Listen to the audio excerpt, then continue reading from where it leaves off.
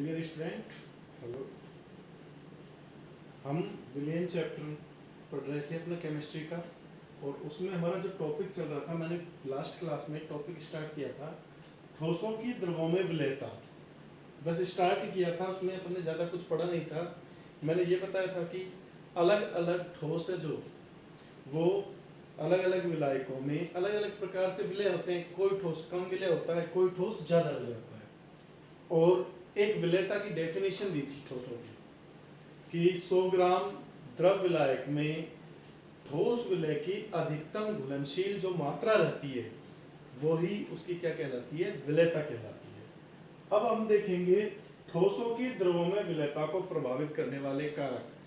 ऐसे कौन कौन से कारक हैं जिनके कारण कुछ ठोस तो द्रवों में कम विलय होते हैं और कुछ ठोस द्रवों में अधिक विलय होते हैं। इसका क्या कारण है, तो एक एक फैक्टर को हम लेते हुए चलेंगे। सबसे पहला जो फैक्टर है वो है विलय और विलायक की प्रकृति।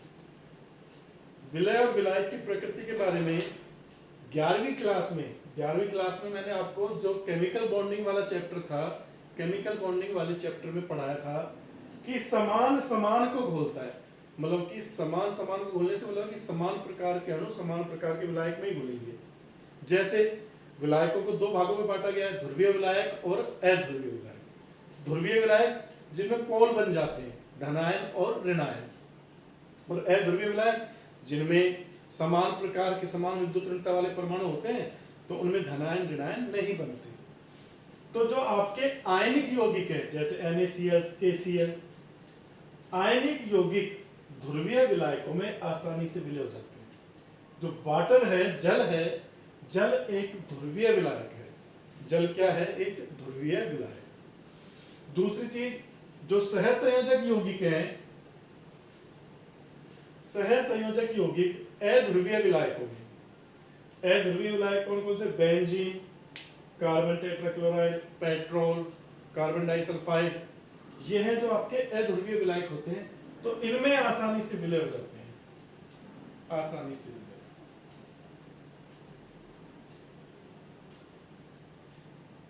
तो इसका मतलब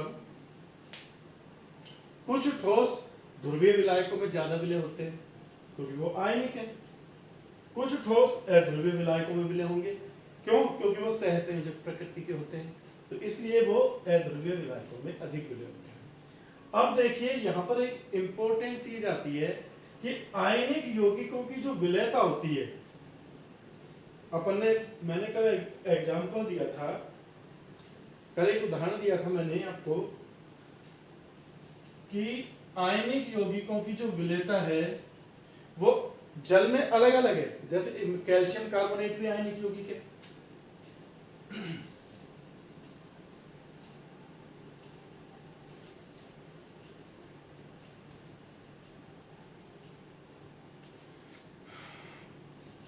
देखिए जल में आप कैल्शियम कार्बोनेट को मिलाओगे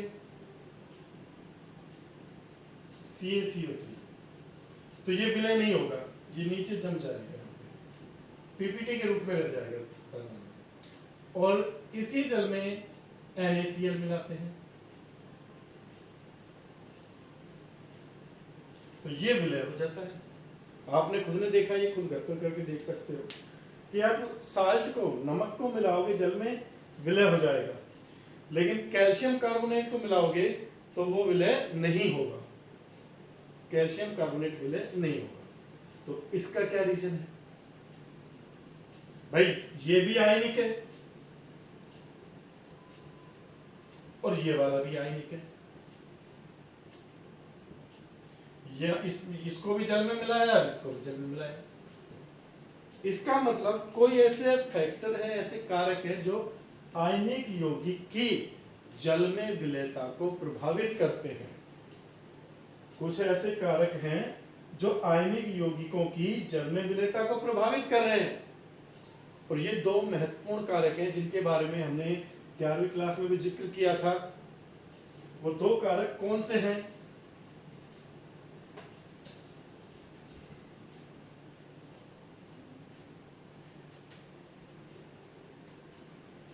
पहला कारक है आपकी लैटिक्स एनर्जी, चालक ऊर्जा, लैटिक्स एनर्जी भी बोलते हैं इसको, चालक ऊर्जा। और दूसरा कारक है विलायकन या जल योजन ऊर्जा, विलायकन या जल योजन ऊर्जा। आपको याद दिला देता हूं मैं, जालक ऊर्जा क्या है और विलायकन ऊर्जा क्या है। जालक ऊर्जा, हम लोगों ने आयनिक यौगिक का निर्माण किया था। आयनिक यौगिक जैसे NaCl है तो Na प्लस और Cl माइनस, ये NaCl। इसका मतलब इसके 1 मोल सोडियम आयन, 1 मोल क्लोराइड आयन मिलकर 1 मोल NaCl बना रहे। NaCl ठोस अवस्था में रहता है, उसका क्रिस्टल बनता है। NaCl का क्या बनता है? क्रिस्टल बनता है। अनंत दूरी से या अनंत से सोडियम आयन और क्लोराइड आयन एक दूसरे के पास आते हैं और एक दूसरे से बॉन्ड हो जाते हैं और इसका एक क्रिस्टल बनाते हैं, जालक बनाते हैं। तो जालक ऊर्जा तो क्या होती है, ध्यान से सुनिए जालक ऊर्जा को। 1 मोल आयनिक क्रिस्टल, 1 मोल आयनिक क्रिस्टल के निर्माण में मुक्त होने वाली ऊर्जा, मुक्त होने वाली ऊर्जा, जालक ऊर्जा क्या है? 1 मोल आयनिक क्रिस्टल के निर्माण में मुक्त होने वाली जालक, मुक्त होने वाली ऊर्जा क्या कहलाती है? आपकी जालक ऊर्जा, जालक ऊर्जा कहलाएगी, जालक ऊर्जा। अब देखो, इसको मैं ऐसे भी बोल सकता हूं कि 1 मोल आयनिक क्रिस्टल के आयनों को पृथक करने के लिए आवश्यक ऊर्जा, 1 मोल आयनिक क्रिस्टल में से उसके जो आयन हैं उनको दूर दूर करने के लिए जो ऊर्जा चाहिए वो ऊर्जा इसी ऊर्जा के बराबर होगी, ये जो मुक्त होने वाली ऊर्जा है। तो हम जालक ऊर्जा को ऐसे भी डिफाइन कर सकते हैं, अथवा करके लिख रहा हूं, 1 मोल आयनिक क्रिस्टल, 1 मोल आयनिक क्रिस्टल के आयनों को पृथक करने के लिए, पृथक करने के लिए आवश्यक ऊर्जा, आवश्यक ऊर्जा, ये ऊर्जा क्या कहलाएगी? आपकी जालक ऊर्जा। ये ऊर्जा क्या है? जालक ऊर्जा। तो देखो, जालक ऊर्जा, लैटिस एनर्जी समझ में आ गई। 1 मोल आयनिक क्रिस्टल के निर्माण में मुक्त होने वाली ऊर्जा, या फिर क्योंकि मुक्त होगी Na प्लस और Cl माइनस के बीच बंध बनेंगे, बंध बनेंगे तो ऊर्जा मुक्त होगी। या फिर इसको यूं भी कह सकते हैं कि 1 मोल आयनिक क्रिस्टल के आयनों को पृथक करने के लिए आवश्यक ऊर्जा, वो ऊर्जा भी क्या कहलाती है? आपकी जालक ऊर्जा ही कहलाती है। ये जालक ऊर्जा की बात होगी। अब आते हैं विलायकन ऊर्जा या जलयोजन ऊर्जा। देखो, जब अपन सारे विलायकों की बात करते हैं तो विलायकन ऊर्जा बोल देते हैं, सोलवेंट एनर्जी। जलयोजन ऊर्जा, अगर विलायक अपन ने जल ले लिया, जल में घोल रहे हो तो जलयोजन ऊर्जा बोलते हैं, हाइड्रेशन एनर्जी। तो इसको पढ़ेंगे। जलयोजन ऊर्जा क्या होती है? 1 मोल आयनिक यौगिक को जल में घोलने पर मुक्त होने वाली ऊर्जा, 1 मोल आयनिक यौगिक को, 1 मोल आयनिक यौगिक को जल में घोलने पर मुक्त होने वाली ऊर्जा,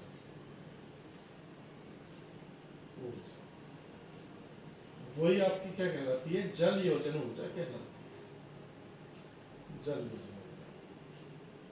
अगर इसको अपन यूं बोल दे, 1 मोल आयनिक यौगिक को किसी विलायक में घोलने पर मुक्त होने वाली ऊर्जा, वो विलायकन ऊर्जा हो जाएगी। 1 मोल आयनिक यौगिक को जल में घोलने पर मुक्त होने वाली ऊर्जा क्या कहलाती है? जल योजन ऊर्जा। अब देखो, अभी अपन ने मैंने एग्जांपल बताया था NaCl और कैल्शियम कार्बोनेट का। NaCl विलय है और ये सब अविलय है। ये मैंने अभी बताया था आपको। तो ये विलय और अविलय है जो इन दोनों पर ही डिपेंड कर रहा है। जालक ऊर्जा, जालक ऊर्जा को अपन शॉर्ट में बोल देते हैं lattice energy, lattice energy L. और जल योजन ऊर्जा हाइड्रेशन एनर्जी, हाइड्रेशन एनर्जी बोल दो या सोलवेंट एनर्जी बोल दो, ऐसी। तो इन दोनों के ऊपर डिपेंड करेगा किसी भी आयनिक यौगिक का जल में घुलना या नहीं घुलना, जल में विलय होगा या नहीं होगा। तो एक बार इसको देख लीजिए, आप इसका स्क्रीनशॉट ले लीजिए। डेफिनेशन आपको दोनों की याद रखनी है। अभी मैं आगे बताऊंगा कि कब तो कोई आयनिक यौगिक जल में विलय होता है और कब कोई आयनिक यौगिक जल में अविलय होता है। स्क्रीनशॉट ले लो इसका।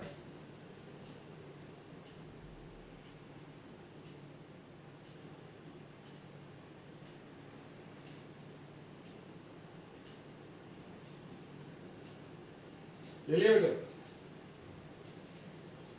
देखो आगे देखिए,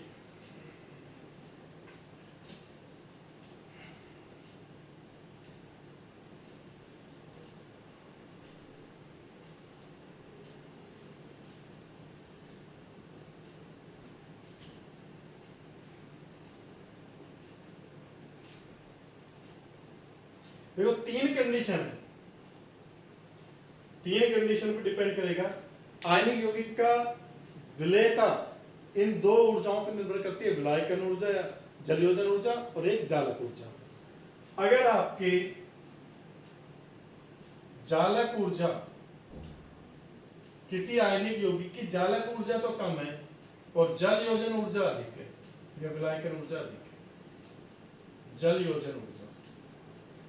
अगर देखो ये कंडीशन है, जल योजन ऊर्जा अधिक है, जालक ऊर्जा कम है, इसका अर्थ समझते हो आप कि आयनिक क्रिस्टल को, एक मोल आयनिक क्रिस्टल के आयनों को दूर दूर करने के लिए जो ऊर्जा चाहिए वो तो कम है और उसी आयनिक यौगिक को जल में घोलने पर जो ऊर्जा मुक्त हो रही है वो अधिक है।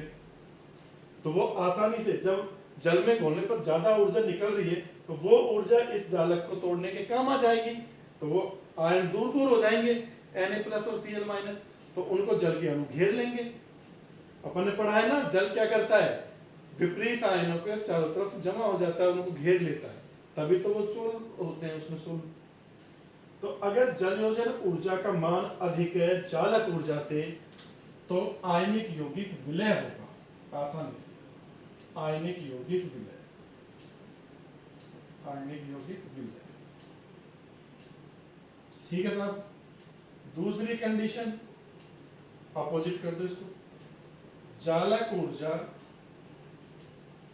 अधिक है जल योजन ऊर्जा से।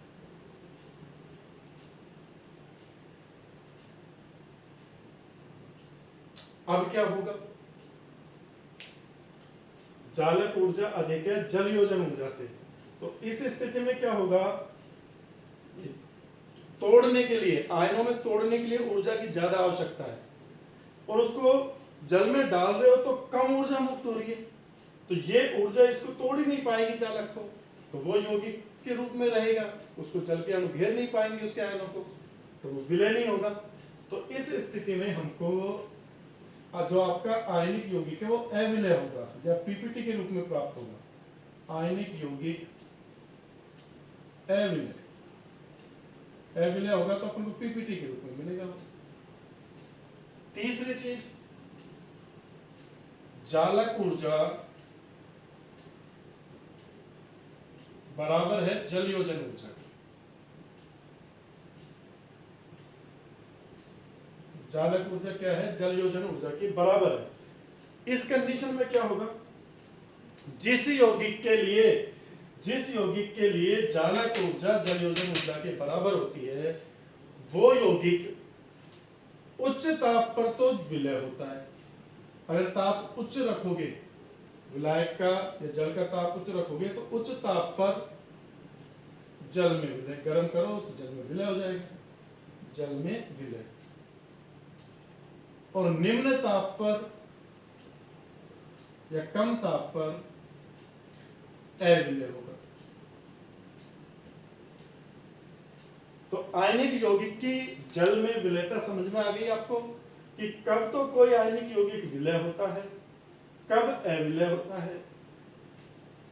अगर जालक ऊर्जा का मान कम है जल योजन ऊर्जा से, जल योजन ऊर्जा क्या है, आयनिक यौगिक को, एक मोल आयनिक क्रिस्टल को जल में घोलने पर मुक्त होने वाली ऊर्जा, ये ऊर्जा अधिक है और जालक ऊर्जा कम है तो वो क्रिस्टल टूट जाएगा अपने आयनों में, तो आयनिक यौगिक जल में विलय हो जाएगा। अगर जल योजन ऊर्जा का मान कम है, जालक ऊर्जा का मान अधिक है तो आयनिक यौगिक अविलय रहेगा।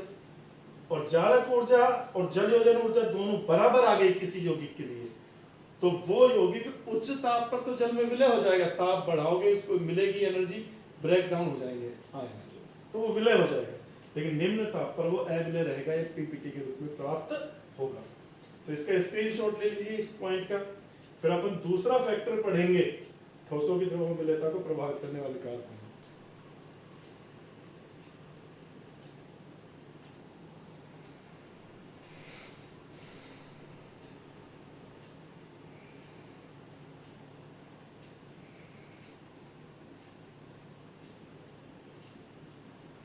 ले लिया स्क्रीनशॉट।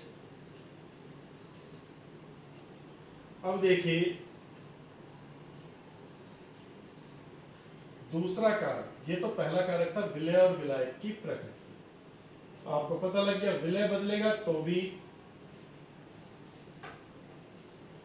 विलयता बदल जाएगी और विलायक बदलेगा तो भी विलयता बदल जाएगी। दूसरा कारक आता है आपका ताप, महत्वपूर्ण कारक है।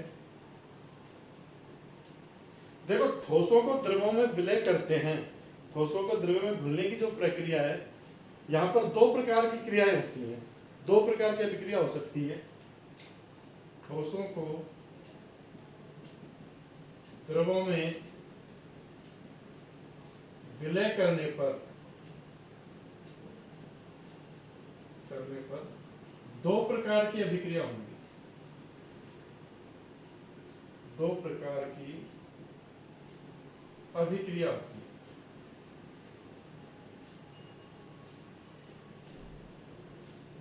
कौन कौन सी अभिक्रिया होती है?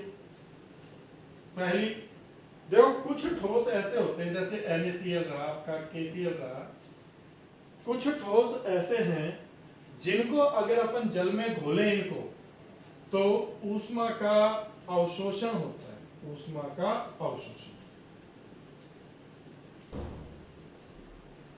ये आपके चीनी है, NaCl, KCl, चीनी, शक्कर, इनको जल में घोलने पर क्या होगा, ऊष्मा का अवशोषण। इसका मतलब ये प्रक्रम कैसा हो गया, ऊष्मा शोषी। ये प्रक्रम कैसा हो गया, ऊष्मा शोषी। अब प्रक्रम ऊष्मा शोषी है तो आपको पता है, आपने भी 11वीं क्लास में रासायनिक साम्य में मैंने ला शातेलिय नियम बताए थे।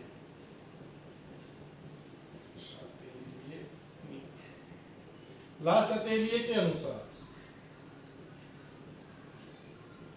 आपको पता है जिस प्रक्रम में ऊष्मा का अवशोषण हो रहा है और उसमें आप ताप बढ़ाओ, ऊष्मा शोषी प्रक्रम में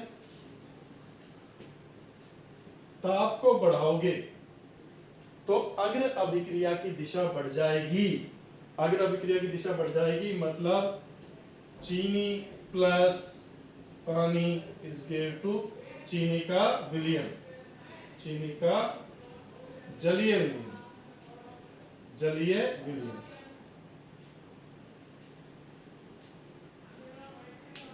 ये चीनी का जलीय विलयन प्राप्त होगा।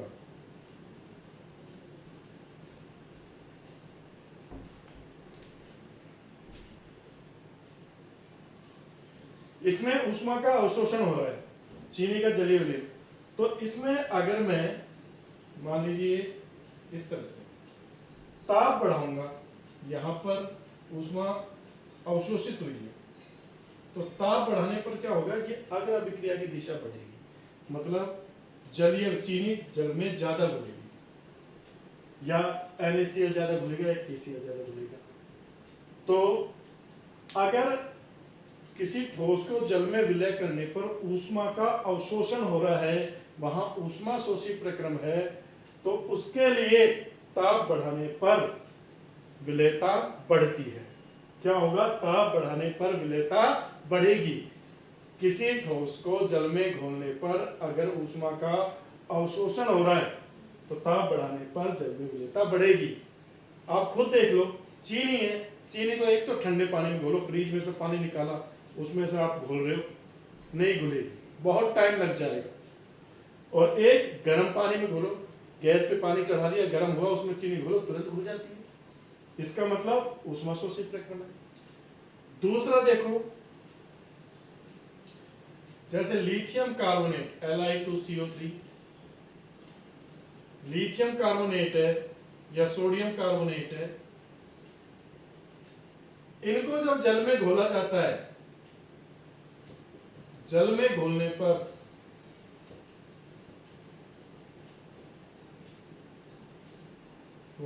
ऊष्मा का उत्सर्जन होता है।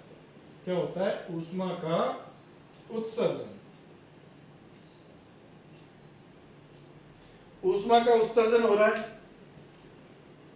ठीक है, तो ये कैसा प्रक्रम हो गया? ऊष्माक्षेपी प्रक्रम। ऊष्माक्षेपी प्रक्रम।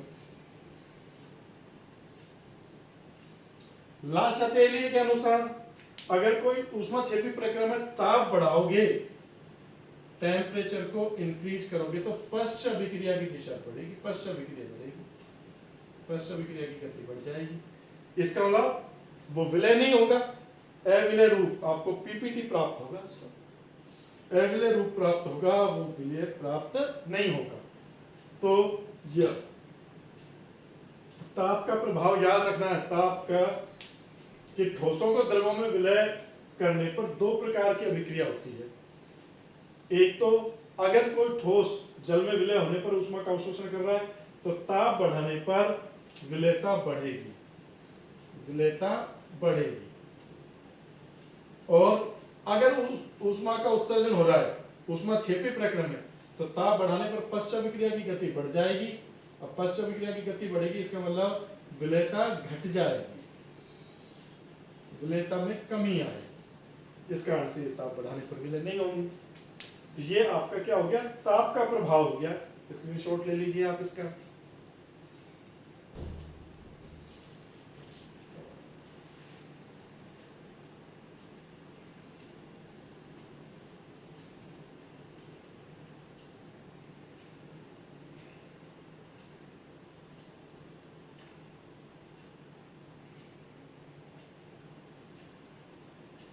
ले लिया?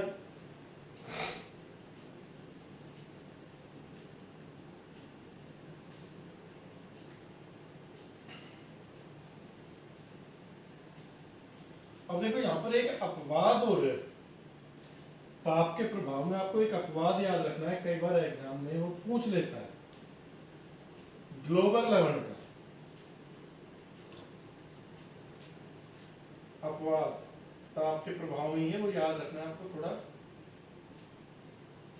कि कुछ ठोस ऐसे होते हैं जिन पर ताप परिवर्तन की, जिनकी विलेयता पर ताप परिवर्तन का असामान्य प्रभाव पड़ता है। जिनकी विलेयता पर ताप परिवर्तन का क्या पड़ता है? असामान्य प्रभाव। असामान्य प्रभाव कैसे पड़ेगा?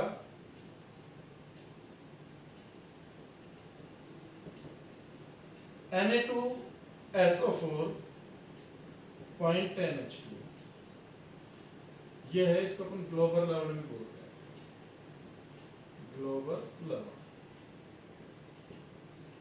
तो Na2SO4 0.10H2 क्या है?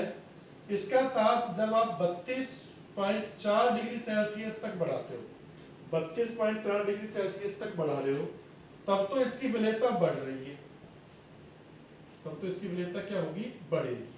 लेकिन ताप अगर आप 32.4 से ज्यादा कर दोगे तो विलेयता क्या हो जाएगी? घट जाएगी। 32.4 डिग्री सेल्सियस से अधिक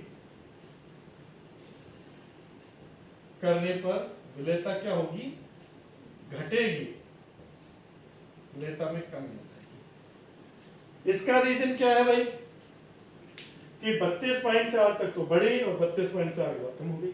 तो ये जो होता है वो उन यौगिकों के साथ होता है जिनमें क्रिस्टलन जल पाया जाता है। क्रिस्टलन जल पाया जा रहा है 32.4 डिग्री सेल्सियस पे, क्या होता है इसका क्रिस्टलन जल निकल जाता है, ये 10 जल के अणु निकल जाते हैं। अब 10 जल के अणु निकल गए तो इसकी अलग क्रिस्टल का रूप बदल जाएगा, क्रिस्टल ये फॉर्म बदल जाती है।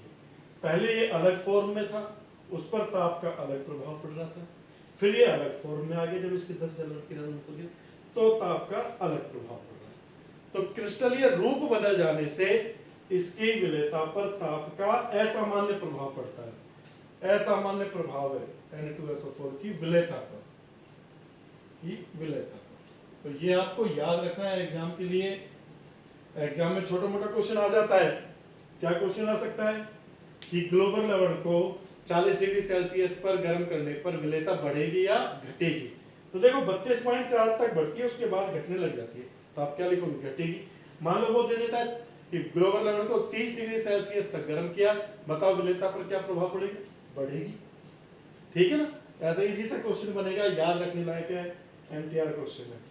इसके बाद तीसरा फैक्टर देखते हैं अपन, दाब, दाब का प्रभाव। ताप के प्रभाव के बाद देखो ठोसों की द्रवों में विलेयता में मैंने आपको पहला बताया था विलय और विलायक की प्रकृति, दूसरा बताया है ताप, और तीसरा है दाब। ये तीन प्रभाव है इसके।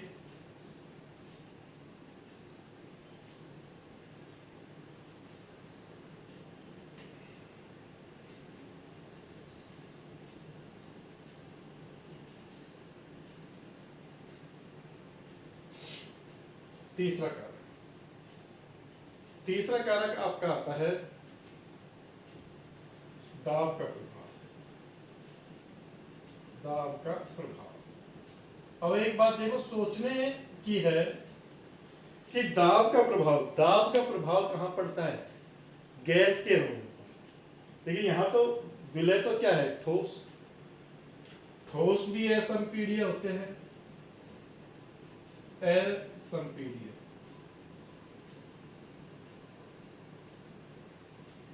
और आपका द्रव भी असंपीड्य, विलायक के जो असंपीड्य। तो जब ये दोनों ही असंपीड्य है तो इन पर दाब का प्रभाव जो नहीं पड़ेगा, इनके ऊपर दाब का प्रभाव नहीं पड़ेगा। इसका मतलब ठोसों की द्रवों में विलेयता पर, ठोस की द्रव में विलेयता पर दाब का प्रभाव नहीं पड़ता, कोई प्रभाव नहीं पड़ता। ठीक है भाई, कहीं बेवकूफ मत बन जाना कि दाब बढ़ा दिया, हाँ साहब नमक की विलेयता बढ़ जाएगी, गलत हो जाएगा क्वेश्चन। कई बार वो बना के दे सकता है कि बताओ NaCl को पानी में घोल रहे हैं, ऊपर से दाब बढ़ा दिया है, क्या प्रभाव पड़ेगा, कोई प्रभाव नहीं पड़ेगा। इनके ऊपर ठोसों की द्रव्य में विलेयता पर दाब का कोई प्रभाव नहीं पड़ता। तो ये आपको इतना सा याद रखना है।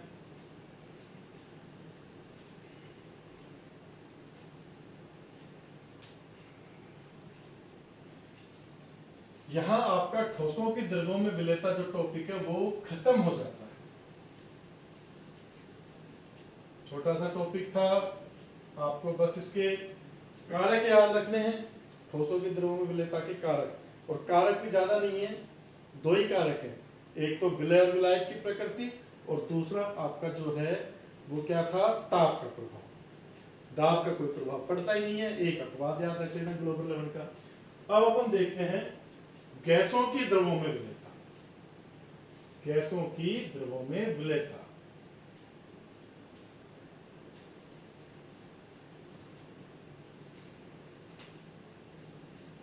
गैसों की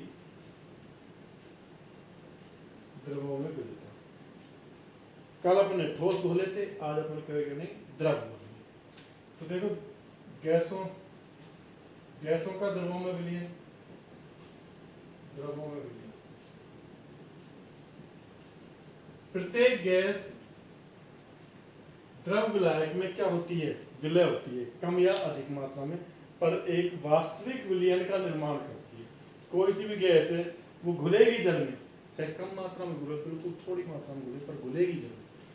मोस्टली जो गैसों का घुलना है ये किसके ऊपर निर्भर करता है, आपका अवशोषण गुणांक, गैसों के अवशोषण गुणांक पर निर्भर करता है। किस पर निर्भर करता है, गैसों के अवशोषण गुणांक पर। तो पहले अपन अवशोषण गुणांक को पढ़ लेते हैं, इस पर ही आज डिस्कस कर लेते हैं। अवशोषण गुणांक, देखो अवशोषण गुणांक है क्या, एनटीपी पर या सॉरी एक निश्चित ताप पर, निश्चित ताप, एक तो ये याद रखना, ताप निश्चित रखोगे, निश्चित ताप व एक वायुमंडलीय दाब, एक वायुमंडलीय दाब, निश्चित ताप व एक वायुमंडलीय दाब पर किसी गैस का मिलीलीटर में, ml में वह आयतन जो 1 मिलीलीटर जल में विलय हो, वही क्या कहलाता है, उस गैस का अवशोषण गुणांक। फिर सुन लीजिए, निश्चित ताप और एक वायुमंडलीय दाब पर किसी गैस का मिलीलीटर में वह आयतन जो 1 ml जल में या 1 सेंटीमीटर क्यूब जल में विलय हो। इकाई आयतन वाले विलायक में विलय गैस का ml में आयतन, वो ही क्या कहलाता है, वायुमंडलीय दाब कहलाता है। जो गैसों की विलयता है वो इस पर किस प्रकार निर्भर करती है, विलयता अवशोषण गुणांक से कैसे रिलेटेड है, तो विलयता बराबर होता है अवशोषण गुणांक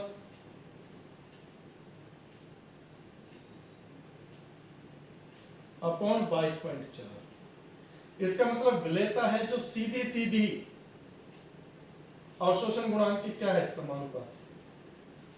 विलयता है जो सीधी क्या है, अवशोषण गुणांक के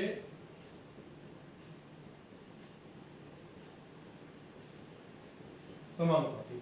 मतलब जिस गैस का अवशोषण गुणांक अधिक होगा उस गैस की जल में विलयता भी क्या होगी, अधिक होगी।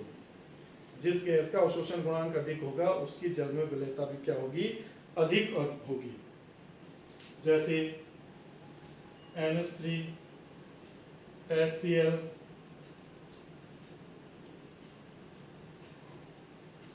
सल्फर डाइऑक्साइड, हाइड्रोजन सल्फाइड,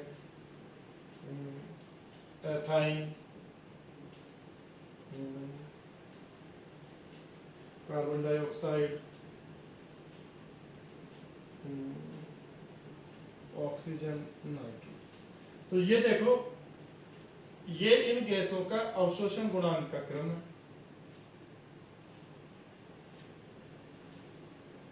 विभिन्न गैसों के अवशोषण गुणांक का क्रम है, ये आपको ध्यान रखना है।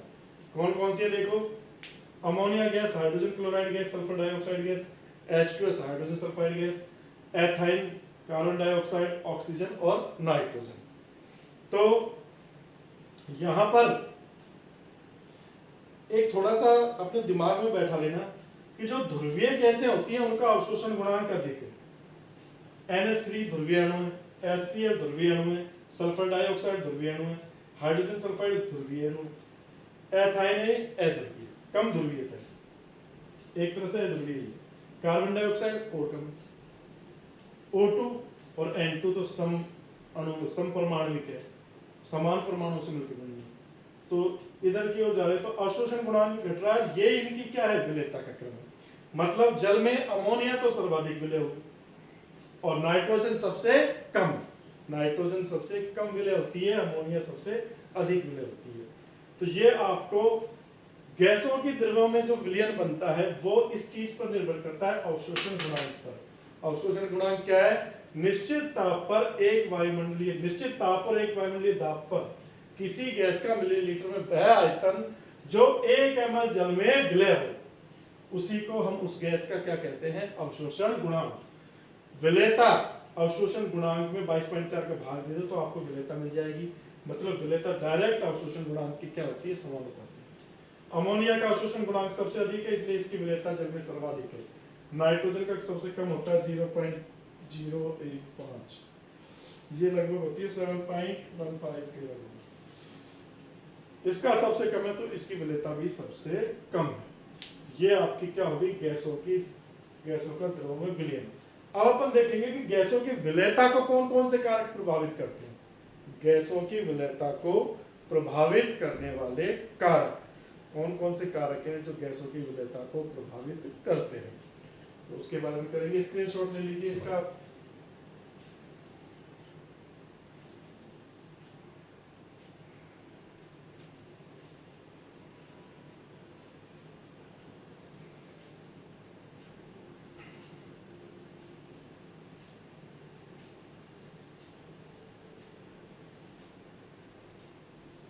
डाल दो भाई।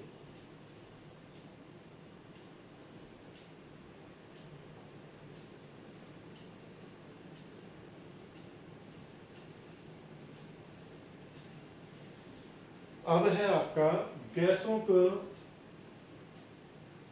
की द्रव में विलेयता को प्रभावित करने वाले कारक। गैसों की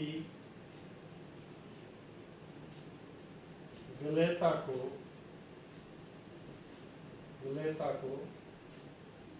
प्रभावित करने वाले कारक। प्रभावित करने वाले कारक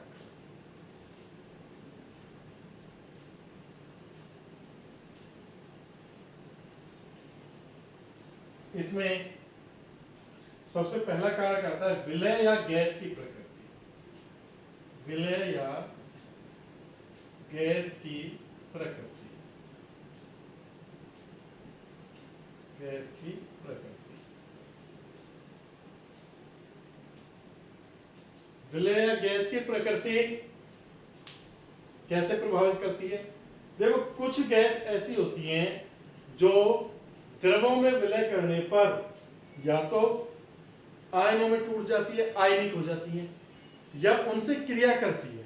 कुछ मात्रा में उनसे क्या करती हैं, क्रिया करती हैं। विलायकों में आयनित होती हैं या द्रव विलायक से क्या करती है, क्रिया करती है। तो ऐसी गैसें उस द्रव विलायक में अधिक विलय होंगी। जो गैस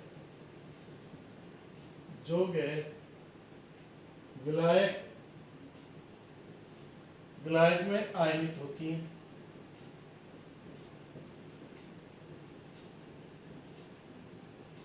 या विलायक से क्रिया करती हैं,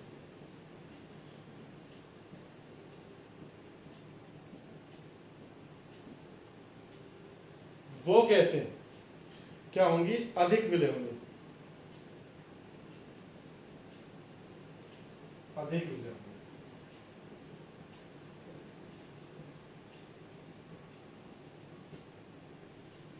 उदाहरण देखो,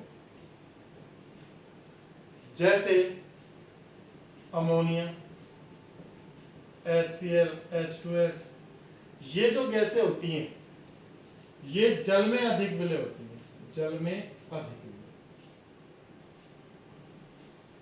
क्योंकि इनमें आयनित हो जाती है। इनमें क्या हो जाती है, आयनित हो जाती है।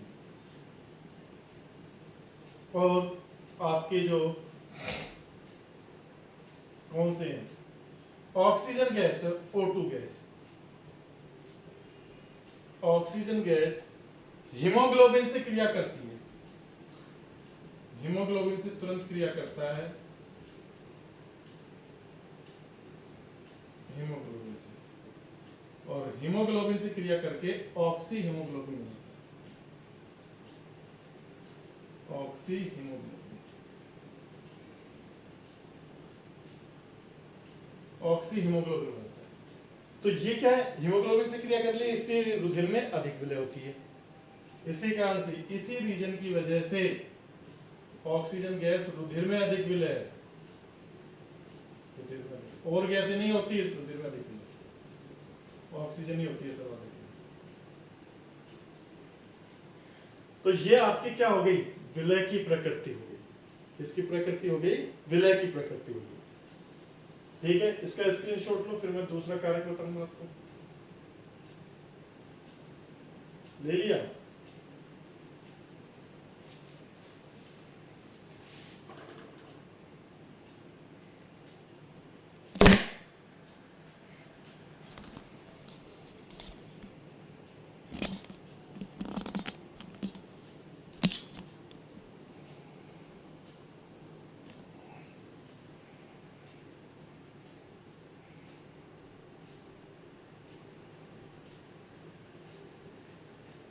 दूसरा कारक है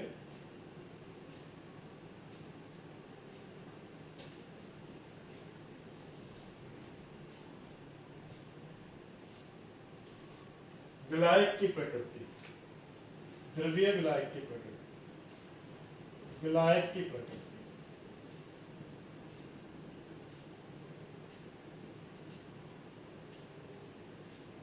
विलायक की प्रकृति देखिए, जो गैस आयनिक प्रकृति की होती है, आयनिक या ध्रुवीय प्रकृति, आयनिक या ध्रुवीय प्रकृति की,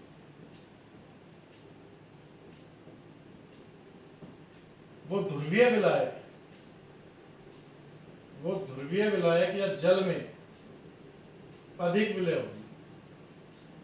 ध्रुवीय विलायक या जल में अधिक विलय होगी, जल में अधिक विलय होगी। ठीक है भाई, जो गैस आयनिक या ध्रुवीय प्रकृति की है और जो गैस सहसंयोजक अणु रखती है, सहसंयोजक प्रकृति की है, वो अध्रुवीय विलायक में अधिक विलय होगी, अध्रुवीय विलायक में अधिक विलय, अधिक विलय होगी।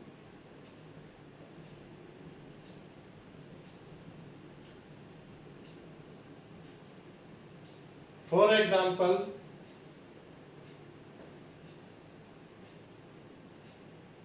आपकी जो HCl गैस है, HCl गैस देखो ध्रुवीय प्रकृति की H+Cl-, तो HCl गैस जल में अधिक विलय है, जल में अधिक विलय, जल में अधिक विलय है, और बेंजीन में न्यूनतम विलय है, बेंजीन में न्यूनतम।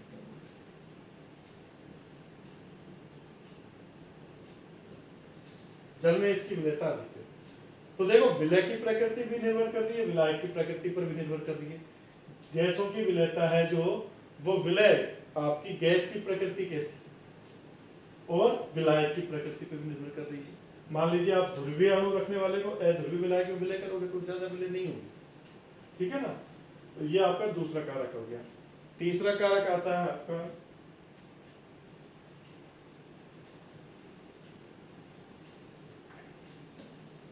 तीसरा कारक कौन सा आता है भाई, तीसरा कारक कौन सा है, ताप, ताप, टेम्परेचर।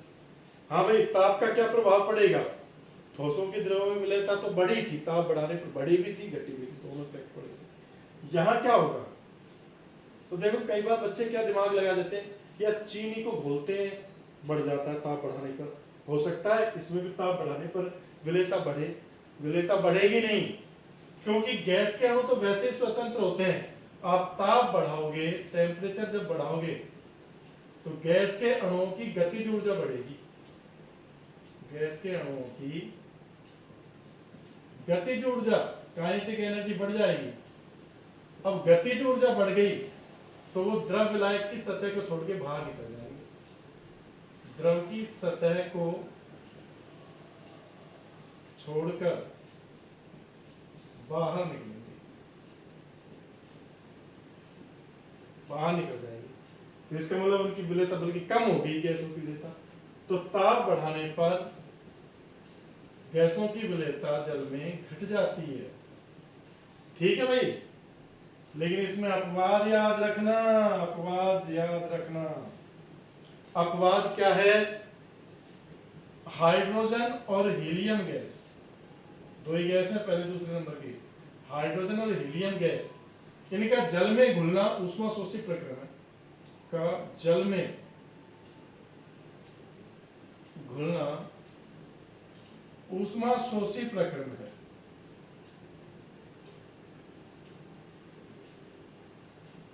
मतलब ऊष्मा का अवशोषण होता है, तो ताप बढ़ाओगे ऊष्मा अवशोषित होगी, इनकी विलेयता बढ़ जाएगी। इसलिए ताप बढ़ाने पर इनकी विलेयता बढ़ेगी।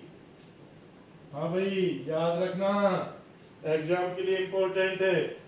बाकी गैसों की तो ताप बढ़ाने पर गतिज ऊर्जा बढ़ जाने के कारण विलेयता कम हो जाती है, लेकिन हाइड्रोजन हीलियम गैस का जल में घुलना ये ऊष्माशोषी प्रक्रम है। अब ऊष्माशोषी प्रक्रम है तो ताप बढ़ाओगे तो विलेयता क्या होगी? बढ़ेगी। ये आपका क्या हो गया? इसका तीसरा कारक हो गया। इसका स्क्रीनशॉट ले लो।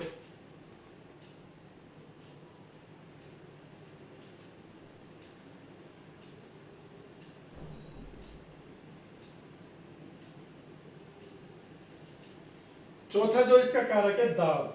दाब का प्रभाव गैसों पर सर्वाधिक होता है। दाब का गैसों पर प्रभाव सर्वाधिक होता है, इसलिए